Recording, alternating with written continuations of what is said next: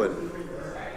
We are ready. Good evening, everyone. Welcome to our board meeting, a special board meeting of June 23rd, 2025. Just to go through everything, we have a brief presentation on smart devices. I want to go through the July 1st agenda very, very quickly, highlighting about 10 resolutions, and then we need to go into executive session at about 6:15. And I'll read the reasons for executive session at 6:15. So thank you very much.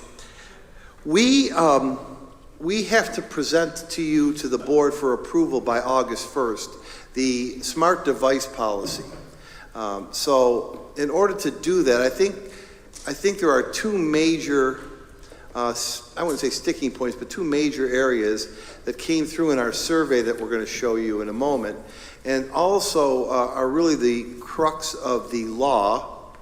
One is how we handle emergencies, and two, how we're going to store smart devices. And I'm going to make a presentation really briefly on the storage part of it, and I'm going to ask your indulgence on the emergency management part of it as we work through this. Tomorrow we have a 2:30 meeting with secondary administrators, the union, and representatives from Yonder. Yonder is a product that I'm going to show you in a moment, and I'll talk more about that, but we'll also learn more tomorrow. We did a survey, and I want to thank Dave St. Ange and Ray and Ed Maynard from the Technology Committee for commissioning this survey. The whole Technology Committee worked very hard to put this together. And as you can see on the screen, I have 7 slides that I'm going to move smartly through. We received 918 responses. 36% of them were from students, 35 staff members, and 28 from parents or community members. So it was about a third, okay? As you can see, it garnered the most attention at the high school level, which of course is where kids are more apt to really be involved in this. So that gives you a breakdown of where the responses came from. The smart device ban is not an option. There were a number of comments that said, well, let's have a compromise and allow us to use the smart device in the lunchroom and in the hallways. That's not part of the statute. That's not allowable. So you can see where we fall. A little bit more than half is somewhere between strongly opposed and opposed, and the rest are from neutral to favorable.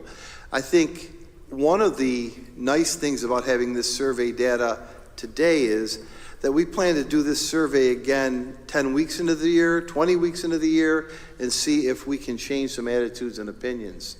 But we have some good baseline data on how people in our district or in our city feel about it. We also asked which ways that this could benefit. Again, another talking point for seeing if we've made any growth by a 10-week, 20-week, 30-week survey. And as you can see, 22% of the people felt that there would be no change at all. As I said, there are two major parts of this policy that we have to present to you. One part of it is how are we going to store the devices? The other part is how we're going to handle emergencies. So as I said, we're having a meeting tomorrow with the representatives from Yonder, and in the next question, which I'm just going to hold on to for a second, Ray, it really talks to us about we need to be consistent, and we need to use great fidelity in handling this policy. Consistency came through continuously on these surveys. Whatever you do, make sure you do it and apply it consistently. That was a huge talking point. What we are looking at, and I'll hold them up, and I'm happy to pass them around. I'm happy to distribute them around. Yonder is a pretty popular name. As a matter of fact, we haven't found any other type of pouch that really does what we're looking for. Now, my feeling is, and I've had a chance to speak to some administrators about this is that, and I see we have an elementary administrator here, is that in grades pre-K to 6, I'm going to ask that if a student brings a device to school, they could be stored out of sight in a locker, in a cubby, wherever. But I'm not looking at yonder pouches for pre-K to 6. Where I do think we need the consistency, where I do think we need to have some type of additional device would be in grades 7 through 12. More freedom, more passing time, more habitual use, I would say, of phones. Kids are older. Yonder works, and I don't work for Yonder, and as I said, I've only had 1 or 2 conversations with them, and the whole team is meeting with them tomorrow. But Yonder works on a magnet system, so these magnets would be affixed throughout the school in a strategic location. Part of the service we buy is that they will do a walkthrough of our 3 schools, Gaskill, LaSalle, and Niagara Falls High School, to tell us where to affix these. There's also a handheld magnet that people that can walk around and use them if you needed to do that once these are taken off, once the kids enter. So you take it off, so there's no magnet available, so somebody can't go to the magnet and unlock their phone during the day. So these would be positioned strategically throughout the school. Once the students enter, these are gone, picked up, and then reaffixed at dismissal time. We have a lot to work through yet. We also know that you could have a handheld one, so that these can be around with safety officers and so forth. Yonder's going to come and look at the square footage of our buildings, make suggestions as to where they're best positioned. We know that we unfortunately have students who enter late, so we'll have to have those by the front door where we have safety officers and staff. And then simply, each student would have their own Yonder pouch. These would be given to students. The pouches, I'll put mine in here. And because I use it a lot, I'll make sure I can get over it. You lock the pouch and it's gone. The only way you can access it, I better be able to do this now, is to use the magnet and I get it out. So I've already heard we're going to buy big magnets. We're going to put our burner phone in there. We'll deal with all that. I've had every Not the burner phone. work away. I'll put a deck of cards in there. We're going to have some work to do. So these are pouches. Now, they have an interesting pouch.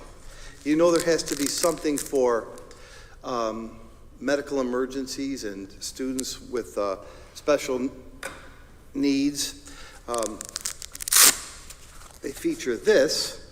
So a student who had that kind of accommodation would put their pouch in there and carry it. And if they had their special need, whatever it was to check whatever, obviously you could hear that. So it wouldn't be like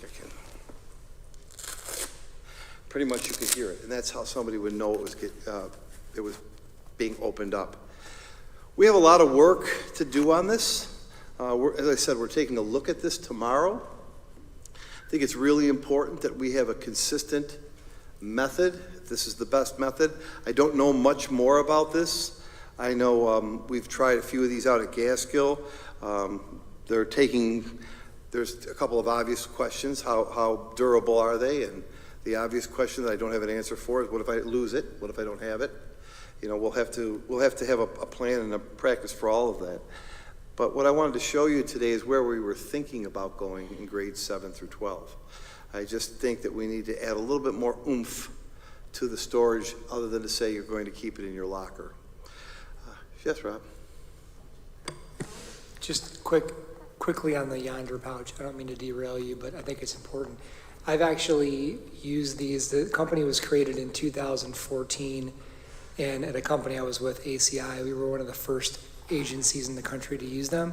One thing I would recommend that was an issue for us, if they didn't already offer it, is we should have magnets on the exterior of the building, or at least one source, because believe it or not, we would have people complain that they didn't want to use it, but then they would leave with it in their backpack, forgetting to undo it, and then they're calling to get somebody to open the school or get us in to unlock it. So Interesting. you may want to have some sort of exterior magnet so they can come back Yeah. to unlock. Without if coming needed. back in the school. Correct. It's a good question for tomorrow. I hadn't thought of that question. It's a good question. I'll ask And that. the other thing, different because we're a school district, and I'm sure you've already looked into it, but I would definitely ask the pricing on if one's missing. We had to charge employees if they lost their yonder pouch. Obviously, we're not, I don't know if we would charge students or not, but I do believe they were quite expensive. Maybe they're mass produced now because it's 10 years ago. Yeah. But do we know what the pricing is per pouch if we lose it? I only know what the price per pouch is if we buy a quantity of them. Yeah. I don't know what the losing pouch. Yeah. The So we losing might want pouch is. to, so again, we're talking about something new to the district and students, and it's different because we're a school. But, we did have them sign a contract, every employee, Yeah. and then they had to pay a sum if they lost Yeah. or damaged the yonder pouch. And they're almost indestructible because we had people try to cut them with scissors and you couldn't open them. Yeah. You want to pass it around? But- Yes. They're going to keep them with them. Mark, to get on the back, I had a pouch that we picked up at the convention, Yeah. and I brought it home, and I gave it to my kid, and within a half an hour, he had it open with a magnet. Yeah. I've already got 7 emails that says, if you do this, I'm going to get a magnet. So I'm aware of it. We'll have to deal with it. Yeah, I know. I've got the deck of cards, I've got the burner phone, I've got the 7 emails about I have a big enough magnet to do it. So we'll have to deal with students like we deal with students. Sounds like Temu and Amazon will have magnets specifically for this they'll be selling. Oh, I'm sure. Earl? Tony got one somewhere. Do these put the device to sleep? Tony bought I don't know the answer to that, Earl. Like, you mean if my phone was in there and it was ringing, would it ring? I don't know. There's like pouches and stuff that when you put the device in it, it doesn't necessarily deactivate it, but Yeah. it puts it to sleep where kind of like if you locked it out, and it's not actively running. Yeah. Now, if a call or something came through, Yeah. it might alert itself within the device, but for the most part, it's kind of like hibernating. Sleeping, hibernating. Yes. I'll ask that question tomorrow. Okay. I don't know, and I'll be sure to give you the answer. The good thing is tomorrow evening at 6:30, I hope people are watching this, tomorrow evening at 6:30, I'm going to begin the presentation using a virtual town hall meeting. We're going to be in the horseshoe room. Ray and Ed Maynard have the cameras set up. I'll go through a brief introduction, start demonstrating things. Why do I want to do a virtual meeting? It's warm out, it's summertime, and I want to capture as many people as I possibly can. And we'll post it on our website so that we can take live questions then, or we could ask they could ask live questions in the ensuing couple of weeks. Your questions were really good tonight. The 2 of them, I don't know. As I said, we'll ask those as part of our questionnaire tomorrow. Yeah. Nick just had a good comment. That's a good All question. of Nick's comments are good. What is this We were one? talking, smartwatches should probably go in the Yes. pouch as well. That's part of the ban. If Okay. you read the regulation, I'm going to stumble over the exact terminology. Smartwatches, all electronic technology devices, right? So you can't just, because people talk into their phones sometime too. That counts. Dick Tracy. If you go to the next slide, Ray. pouch to get the phone in the pouch. Yeah. So this is kind of cool. We asked, is this number 6? Yeah. We asked what the biggest concerns were in the 918 responses. So we got 918 concerns. David St. Ange used artificial intelligence to summarize the concerns onto 2 pages. So they ran through the concerns. Interestingly, if you go to the top, interesting. Well, there's a little grid there, Ray. If you could find that little grid. This is not. You just passed it. Right here. Interesting. Artificial intelligence summarized the 920 concerns into three main categories. Many of the comments said, from parents who said, I'm not going to be able to get a hold of my child in an emergency, and we'll have to have an outlet for that. I'm not fully ready to articulate that plan. Students being unable to call for help during emergencies, which is something that we really don't want to happen. I think when we talk to first responders and the police, we do not want people on their phone when that happens. We want them concentrating on the drill that we're doing. And of course, students needing them to contact parents for medical needs. I showed you an example of a pouch that could be issued if there's a documented medical need.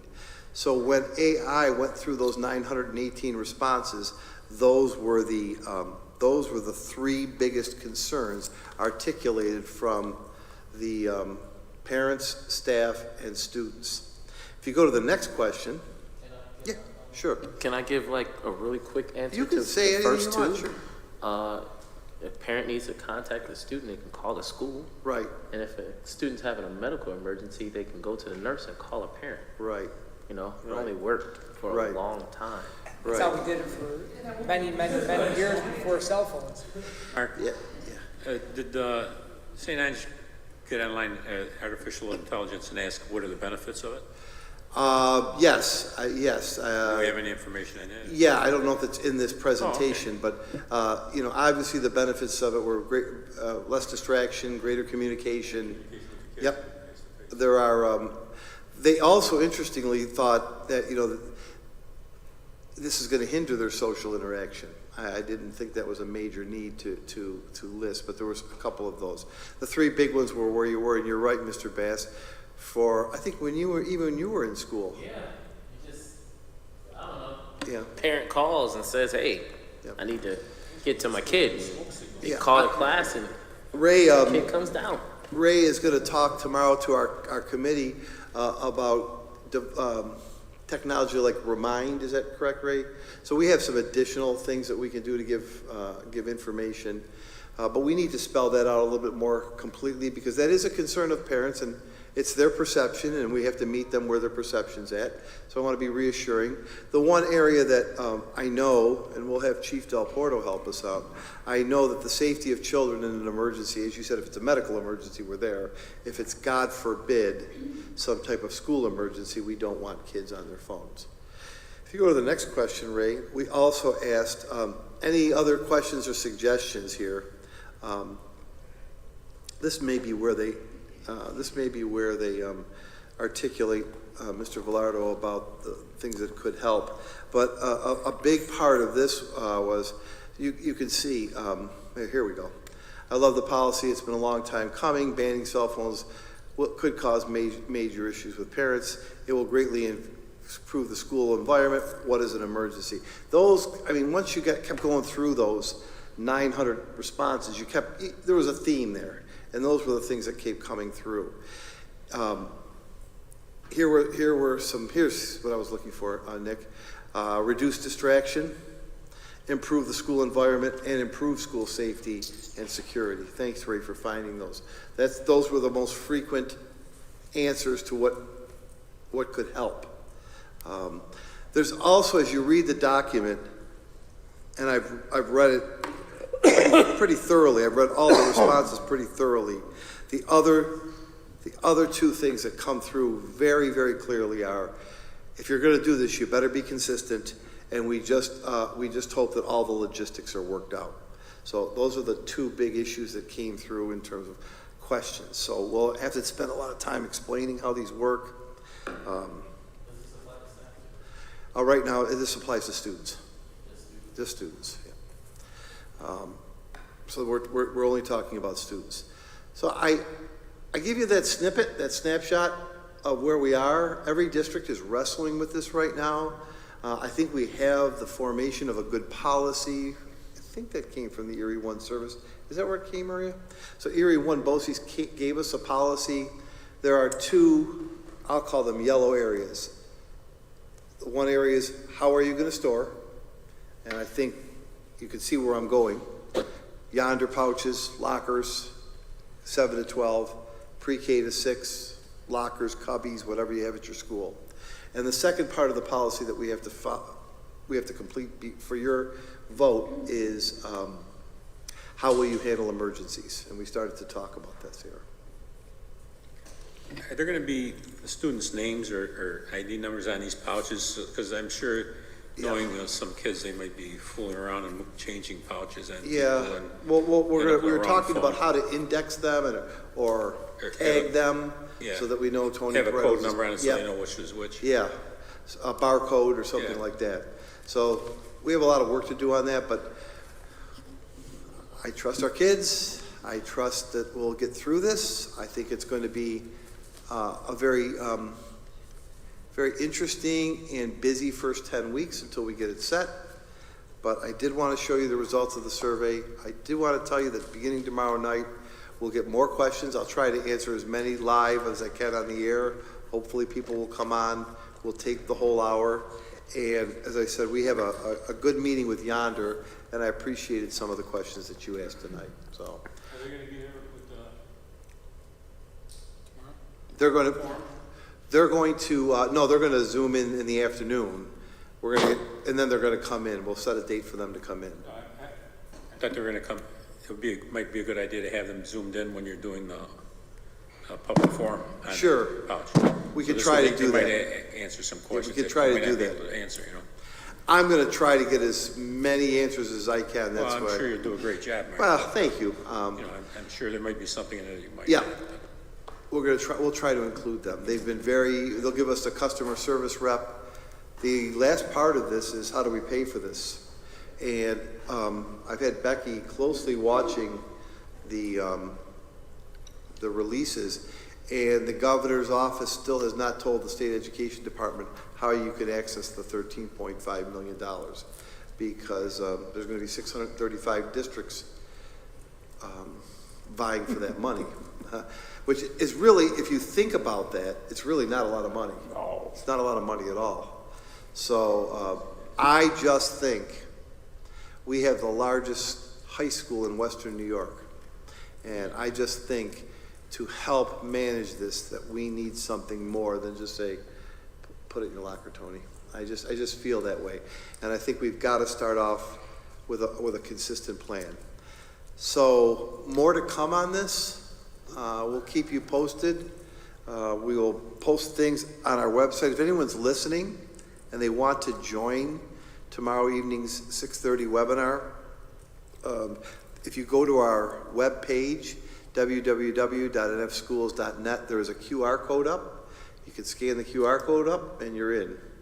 So we have that QR code at I tried it today myself. Can get right into the tomorrow evening's. I'm calling it a town hall chat about. I should say smart devices because you said watches and all kinds of other things. So that's where we're at, and we will continue to update you.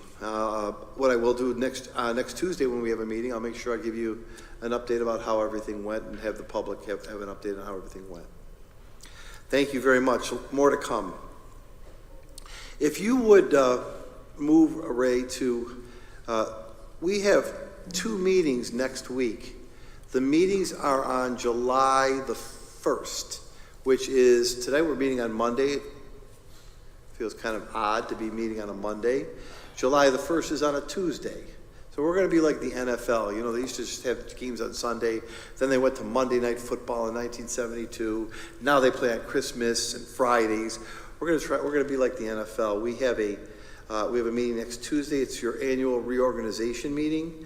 I will tell you that there is nothing in this reorganization meeting, and I know, Brad, you're 1 year in and sat through it last year. There's nothing in this reorganization meeting that is different.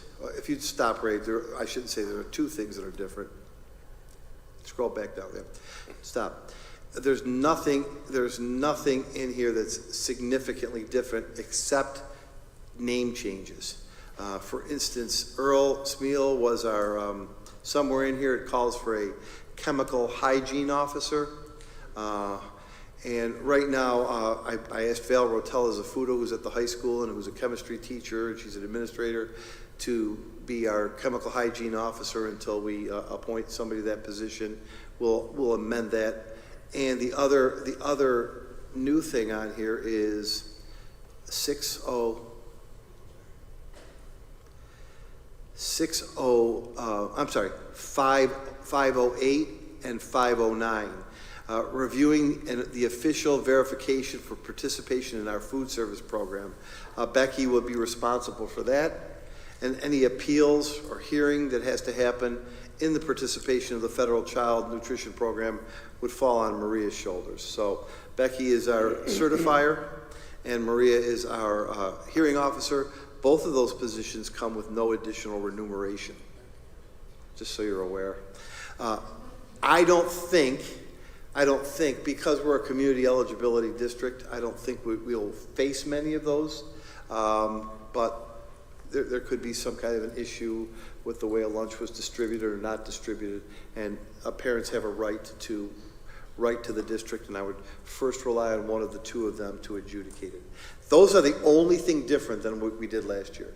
Everything else is exactly the same. If you move to the 5:30 meeting, and just remember, that meeting will take place at 5. That'll include the swearing in of the board, or the board members that were reelected, the officers, whomever they may be. And then at 5:30, we go to a regular meeting. And what I did today, and I hope that I don't miss any, is if we could just go through the regular meeting. I highlighted, there's 70 or 80 resolutions. I highlighted 9 or 10 of them that were changes.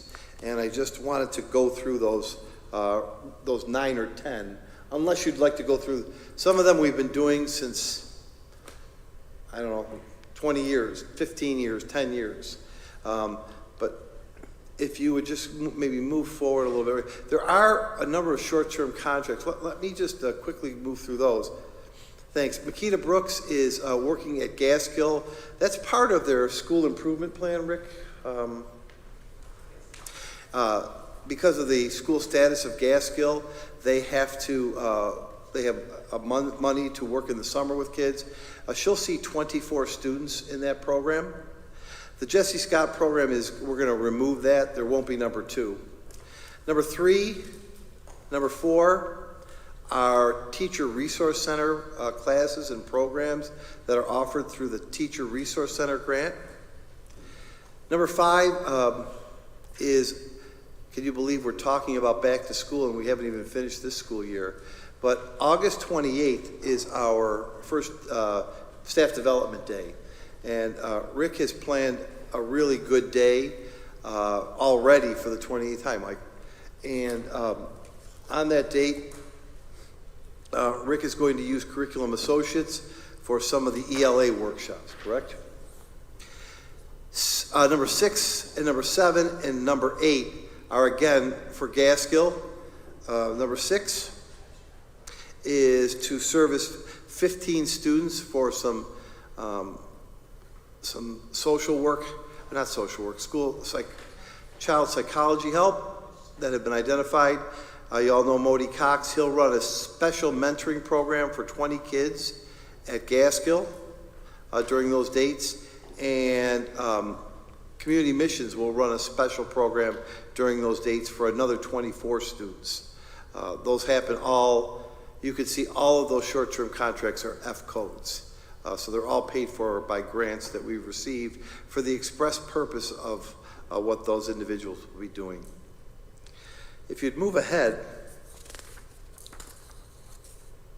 the first resolution that I would call to your attention is 6.02. We still need one citizen member of the audit committee. We need one citizen member.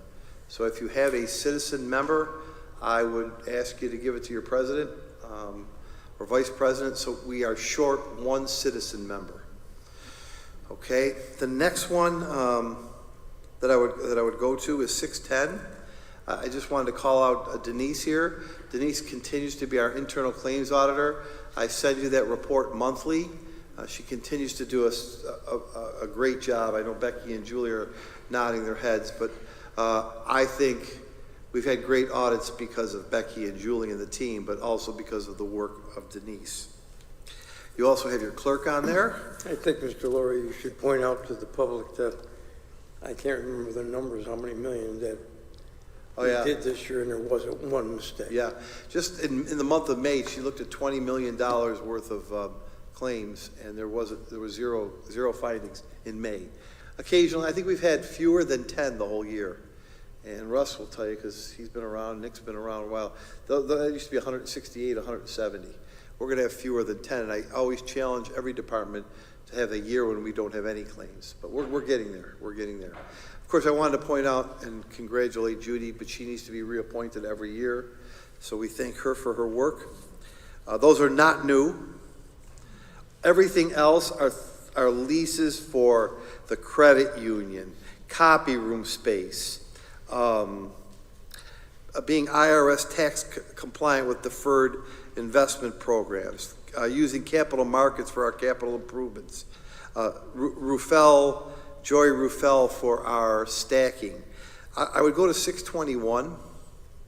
I just wanted to thank Dr. Savagio. Dr. Savagio came on about maybe a year and a half ago, and he's been a real find for us. We lost Dr. Joe, and Mary Victoria Duncan has done a really good job stepping in as a nurse practitioner, but Dr. Savagio's in once a week. And I just wanted to point out he's done a really, really great job. We're lucky to have Dr. Savagio. If you go to 624, you approved a not to exceed. Is this the one, Becky? Yeah. So you approved a not to exceed. You remember this one? And then we said we got to have these numbers prior to when we received them. This is the official amount. I believe it's $42,000 less. So we didn't want to have a gap in service, so we asked you to approve that resolution on the 12th.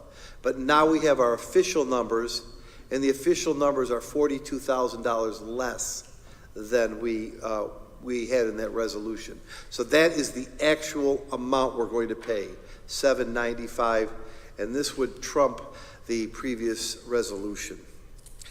The rest going forward, I would ask Ray to go to. Then you get into a number of special education placements. I think 6.41, and I appreciate board members calling me during the day. Judge Rottenberg, you may remember this one. We had two students who were living in a different part of the state. Their family moved to Niagara Falls, but they go to school in Massachusetts.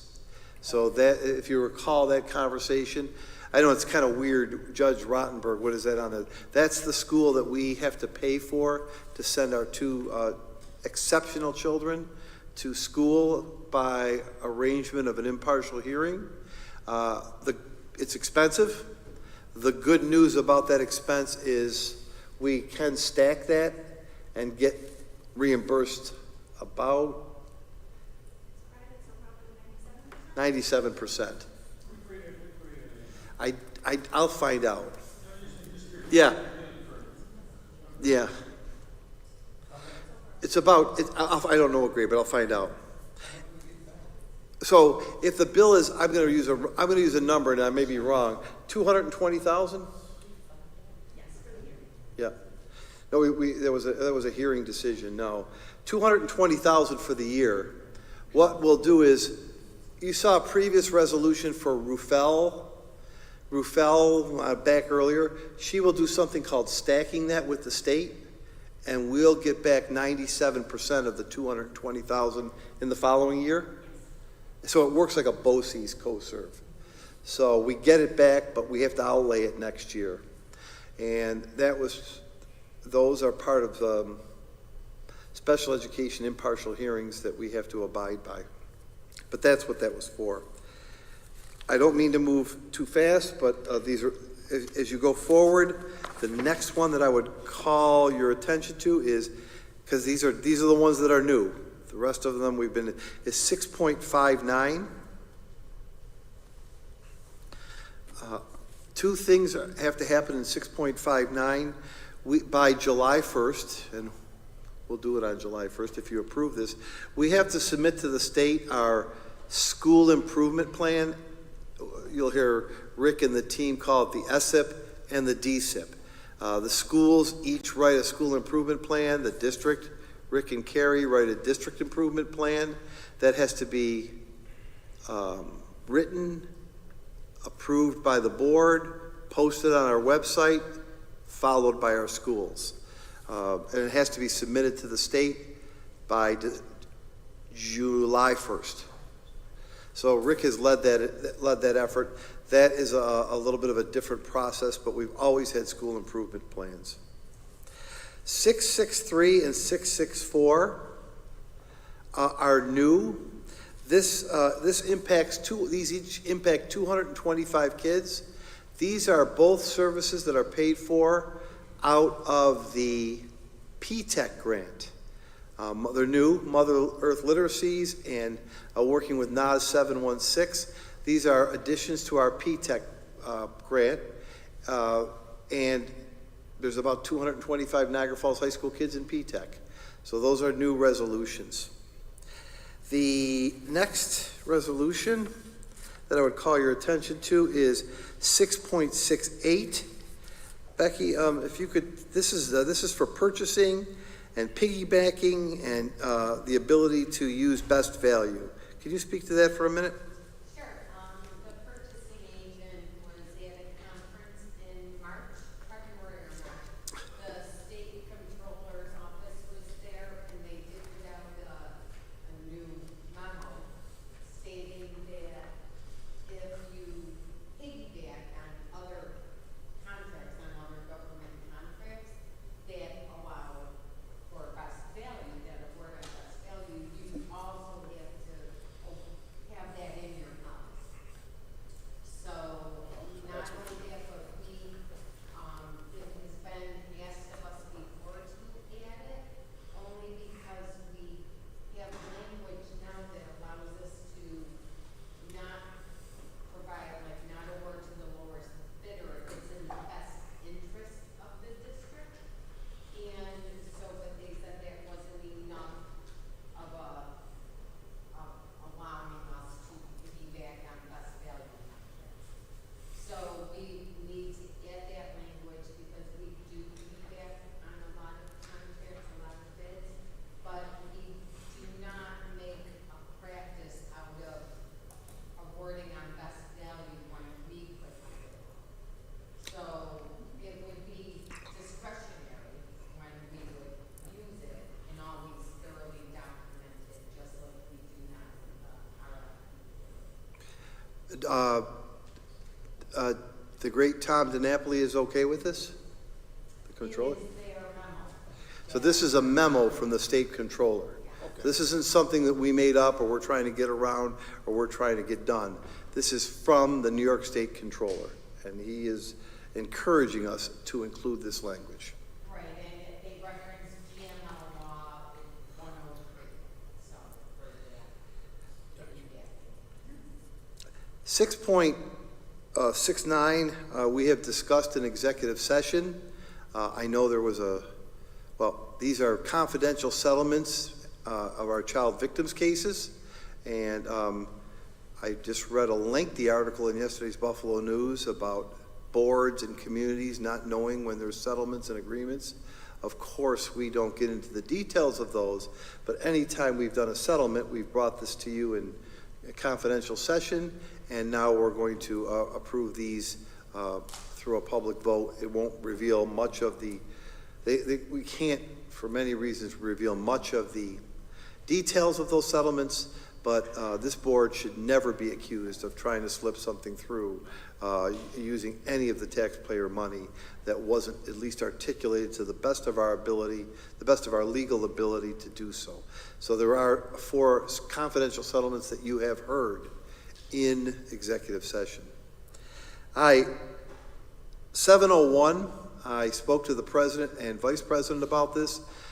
We are still allowed to, and I took the liberty of using that conversation to include the passage of a policy to continue our ability to have remote learning with all of the caveats that we have had for the last 2 or 3 years. I can't remember how long it's been in place, but we wanted to keep that policy in place in case there was a board member for whatever reason that they may need. And I really think this board has done a really good job of attendance and trying to be here. And of course, you all have important families and you all have important jobs, but it does give you that option. So I'm recommending, after consultation with the president and vice president, that we continue the video conferencing on a year-to-year basis, if that's okay. Okay. Looking ahead, I wanted to, I think that there's a date change here. We do need another meeting in July. And I believe when we met prior to that, we were looking at Thursday, July 31st, not the 24th. So why do we need a meeting in July? For a couple of reasons. We definitely have to bring a final policy before you with respect to the smart devices. And also, what Maria is doing with staffing is completely fluid. You know, we have some people in, out, someone leaves today, someone's moving to, you told me Texas or California today, I can't remember. Somebody today told Maria they're moving to Texas, so we've got a personnel report we're gonna have to bring to you. So I'm hoping that Thursday, the 31st would be a day when we could have that meeting. We'll give you more information about it, but we do need to pass that smart device policy. Is there any issue, any problem with that? Thank you. It's a Thursday, and we'll do it like a regular meeting. We'll have dinner, and then we'll spend a little bit of time going through the policy with you and making sure that all your questions are answered, and then hopefully we'll have just a brief vote at 7 o'clock. And then it's just kind of mind-blowing to see August already on there, and then that's the first meeting. So there's 2 meetings in July 1st, next Tuesday, July 31st, and 1 meeting in August, the 28th. We try to wind it down a little bit in the summer, but this cell phone policy is really important to get passed. That's all I have for next Tuesday. If you have questions, there's nothing to be voted on this evening. We do have a full week in 1 day. We have 8 days. Please call if you have any questions on any of that. What will happen is on Thursday, you will receive a bound book. Remember the big bound book with the spirals in it? Inside that book, we'll have all of these resolutions plus one that we're going to speak about in executive session, plus a personnel report. So you'll have that Thursday for the Tuesday meeting. They'll be delivered to your locations on Thursday. It'll have all of these, not just the titles, but the resolution behind it. There will be one additional resolution that, as I said, we'll talk about in executive session. And then you will also have inserted in there a personnel report. So if you receive that personnel report on Thursday and you have a question, please call Maria or myself between Thursday and Tuesday because we don't have a review session next Tuesday. Okay? If there's no other questions, I just had a few announcements to make, and we're almost right on time.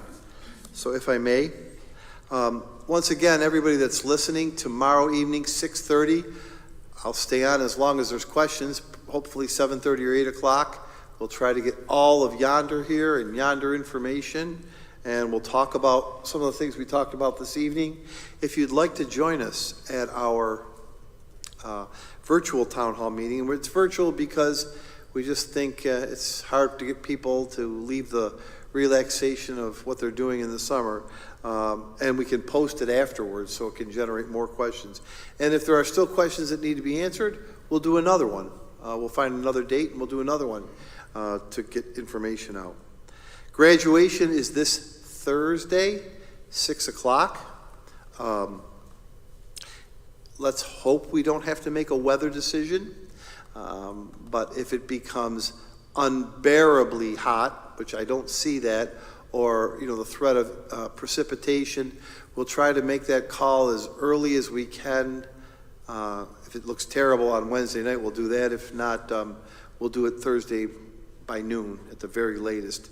And the weather date is Friday, which happens to look worse than Thursday right now. And then the date that looks third choice is Saturday morning, which looks fine, but I think everybody wants to graduate Thursday night. So we are planning the celebration. It is in the same form that we've used for the last couple of years on Calendrelli Field. I haven't had a chance to, but I wanted to congratulate LaSalle and Gaskill. Erie County Community College had something called Tech Wars. SUNY Niagara does it. 38 teams participated in the Tech Wars at ECC. How about this? First place, LaSalle Prep. Second place, Gaskill. Third place, another team from LaSalle Prep.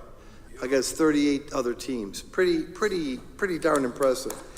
And we did send 9 students to Dallas in the VEX robotics competition. Our highest place we got a second out of 45 teams in one competition, and we scored pretty well in 2 other competitions. And I know those 9 students had a really great time in Dallas. This morning, the Niagara Falls High School put together just an outstanding, what they call PS2 breakfast. It's for all of the partners that have come in and helped. We had about 60 people in attendance, and 4 of our students spoke, 2 juniors and 2 seniors. And they spoke about how getting out of the classroom into business industry.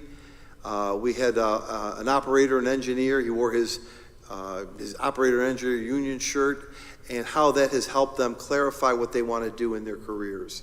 And we had a couple of people from banking, a couple of people, as I said, the one young man who wants to get into the trades, and one young man who wants to get into some sort of business. So it was very impressive, and I congratulate Niagara Falls High School. Finally, we have an ad hoc board member who I believe is going to sit right here. Her name is Harjat Kaur. Harjat is currently an 11th grader at Niagara Falls High School.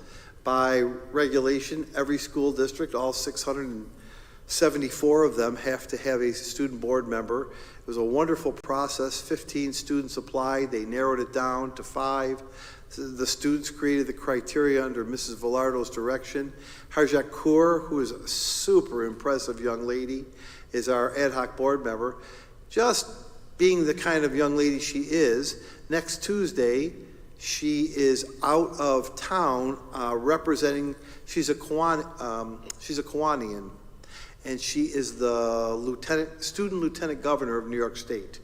And she asked if she could be remote. I said, why don't you come on the 31st and worry about the Kiwanis? It's okay. We'll swear her in. I just wanted to say that because we do have a student board member. She is out of town, and she's going to be doing her Kiwanis thing. So we'll swear her in on the 31st, and she's going to ask a lot of questions. She's going to be really good, really good. She's into everything at the school. She is a dynamite student, and I think you're going to really enjoy Harjat Kaur, the new ad hoc board member, and we'd like to swear her in and make her feel welcome. Of course, those ad hoc student board members do not vote, and they do not attend executive session, but I really want to encourage her to do 2 things. 1, to ask any question she wants, and 2, to at each meeting, at least once a month, give a student report. I'd like her to I'd like to create a section on the agenda where she can give a student report about what she sees, what's going on, what she's hearing in the school. I want to make sure that she's fully engaged in this process. That, I believe, concludes our need for this review session. We do need an executive session, and if I could, there are 2 reasons for the executive session. One of the reasons, and this could impact up to 7 cases, a personnel matter that may lead to the appointment, promotion, assignment, transfer of a person or persons, and that could be up to 7 cases. And the second one is for, it's for some negotiations that are going on with respect to our attorneys. That would be the second reason why we are going into executive session. There would be no action taken at the conclusion of that executive session, and unless you have other questions, we will be right back here at 5 o'clock next Tuesday, July the 1st. Okay, before I call for the executive session, I'd like to make 2 quick comments. Number one, I'd like to thank the public for re-electing me. I greatly appreciate all the votes and the votes of confidence. And also, I'd like to thank each and every one of my colleagues. This will be my last meeting as president. It's been a pleasure to serve you for the last 4 years. And to the next president and vice president, I will do everything in my power to help you. Thank you, everyone. Thank you. Saying that, we need a motion for executive session. Nick, Jimmy, all in favor? Aye. Anyone opposed? Thank you, and good night, everybody.